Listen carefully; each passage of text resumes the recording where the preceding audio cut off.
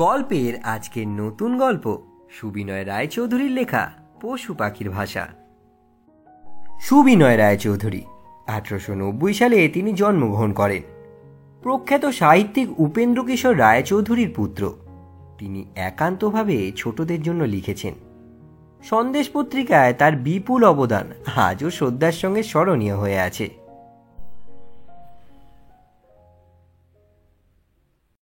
পশু পাখির কি ভাষা আছে? তারা কি মনের ভাবগুলি বিশেষ বিশেষ শব্দ দিয়ে প্রকাশ করে? পরস্পরকে বোঝাবার জন্য তারা কি কোনো ভাষা ব্যবহার করে? এইসব প্রশ্ন মানুষের মনে বহুকাল থেকেই জেগেছে এবং এই বিষয়ে নানা রকমের পরীক্ষা বহুকাল থেকেই হয়ে আসছে। পশু পাখিরা অবশ্য মানুষের অনেক কথারই অর্থ বোঝে। বুদ্ধিমান জীব, যেমন কুকুর, বন মানুষ, ঘোড়া প্রভৃতি। তারা মানুষে দেওয়া নাম শুনলেই কান খাড়া করে, নাম ধরে ডাক দিলে কাছে আসে। মুরগিরা তিতি ডাক শুনে আসে, হাঁস সই সই ডাক শুনে আসে, ছাগল অরর ডাক শুনে আসে। হাতি তো মাহুতের কথা শুনেই চলে। মাহুতের ভাষায় বইটা হচ্ছে বস, তীরে মানে কাত হও, ভরি মানে পিছনে যাও, মাইল মানে সাবধান ইত্যাদি। কুকুরেরাও কথা শুনে হুকুম পালন করতে ওস্তাদ। অবশ্য সেসব কথার অর্থ তাদের শেখাতে হয়। পশুরা মানুষের ভাষা কিছু কিছু বোঝে বটে, কিন্তু সে ভাষা তো তারা বলতে পারে না। পরস্পরকেও সে ভাষায় বুঝিয়ে দেওয়ার কোনো উপায় জানে না তারা। তাদের মুখের কয়েকটি বিশেষ শব্দ যে তাদের মনের ভাবকে প্রকাশ করে, সে বিষয়ে কোনো সন্দেহ নেই। বিড়াল বা কুকুর ঝগড়া করার সময় যে শব্দ করে, কান্নার সময় সে শব্দ করে না। দূর থেকে শুনেই বোঝা যায় ঝগড়া করছে কি কাঁদছে। কুকুরের ঝগড়া আর রাগের শব্দে ঘেউ আছে, ভয় বা কান্নার শব্দে কেউ আছে। জাতভেদে শব্দের টানে আর গাম্ভীর্যে যা একটু তফাৎ।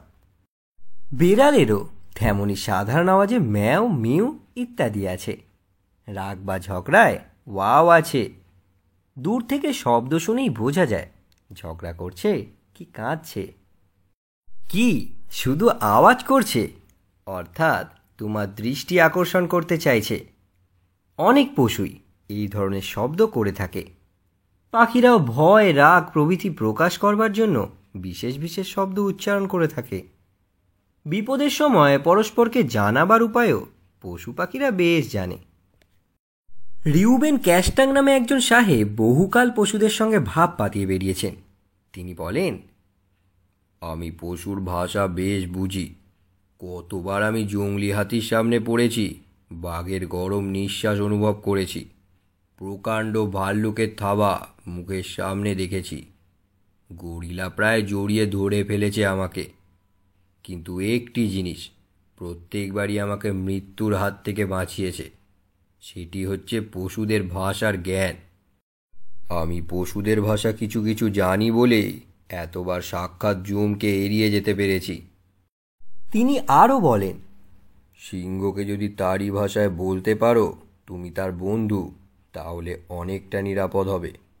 তারপর যদি তাদের জাতের আদব কায়দা অনুসারে তার কাছে যেতে পারো, তাহলে ভয়ের বিশেষ কোনো কারণ থাকবে না।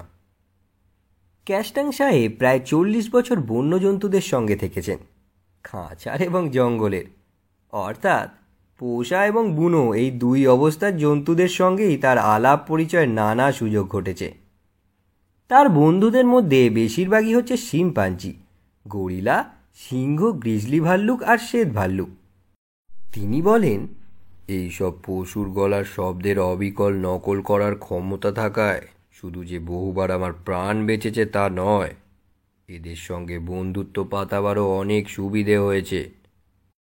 পশুরা শুধু শব্দের সাহায্যে কথা বলে না, নানা রকম ইশারায়ও বলে।